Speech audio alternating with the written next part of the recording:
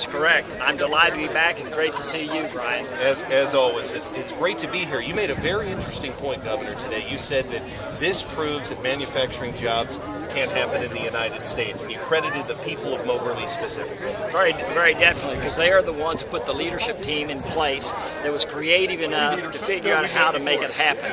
We can create manufacturing jobs in the United States. We don't have to steal them from other places in the Midwest. We can bring them and build them ourselves, and that's what Midwest U.S. China is all about, is bringing new jobs to this country, and particularly the Midwest. You know, I want to talk about, we talked before we went on the air, that this is pretty rare in terms of you took over for Adelaide Stevenson.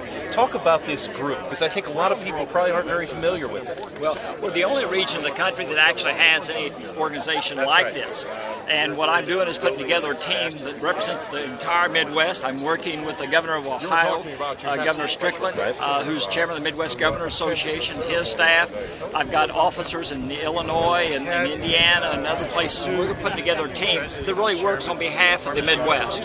In terms of the whole aim of this, it's to bring manufacturing jobs, obviously, as to many places as possible, and to foster more positive relations with the Chinese, correct? Very definitely, and that's not just in jobs, but we're also working with educational institutions, cultural institutions. I've helped bring a Confucius Institute to Webster University, which is where I teach. My public policy program is in St. Louis. And so we're doing a whole host of different things. We're trying to build linkage between the people of China and the people of the Midwest. And if we do that, both win. Governor Holden is our guest, the former governor of Missouri, now with the U.S. China Midwest, the U.S. Midwest China Coalition. You know, I saw something very positive which you said today. Obviously, there were a lot of dignitaries here. But you really credited the rank-and-file citizens of Moberly for making this happen. In a democracy, the people rule. And if they want to see change occur, they want to see jobs be created, then they put the leadership team in place that helps get that done. And they were willing to step up and be creative, because this was not an easy project on the timeline or how to go about it.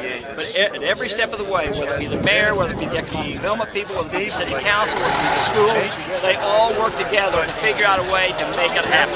Governor, in terms of, and a lot of this is confidential until now when you have the groundbreaking, but people don't realize these things have to be kept quiet so not to jeopardize deals. They made a comment today, like 83 days, that's almost unheard of for a deal of this magnitude. I've never heard of anything like that, ever. Well, most people haven't. But the thing is, again, that comes back to the commitment of the leadership to make it happen. Yes. You know, Tom Cunningham and Josh Payton, the law firm that works with the city of Moberly, they did yeoman's work. Tom Smith, just go on down the line. But everybody was working because they knew the people of Moberly were supporting this effort. Right. Final question, I'll open up to you, give you a chance to add anything you want. The gentleman, Bruce, that was speaking from Mamtek, he introduced several dignitaries from China. I didn't quite catch your names, I've got them written down, but they're here looking at some sites in Moberly. He said that on the record. Anything you could share on that? It sounded like one was a pharmaceutical company. That's correct, and the good thing about what is occurring here, once you get one located, then the word starts spreading. This is getting much more attention in China about the opportunity than it is probably in most parts of the United States.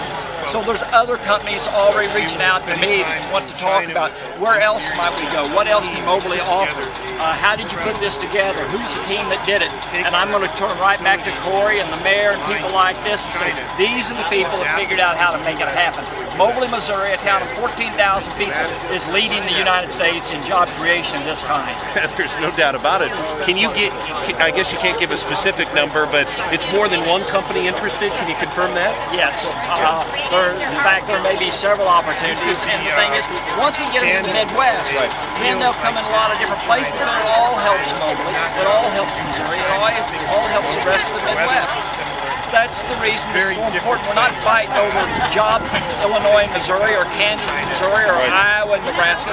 These are brand new jobs in the United States, adding real value to our manufacturing economy in the Midwest, so we can return to our prominence as a manufacturing and agriculture center of the world. I know it's very hot and you're wearing a suit. I'm going to give you the final word. If there's anything you'd like to add as the tractor guy pulls up behind you, anything you'd like to add? Well, I just look around here and to see the people talking, and one thing things that Bruce Cole mentioned to me at the very beginning.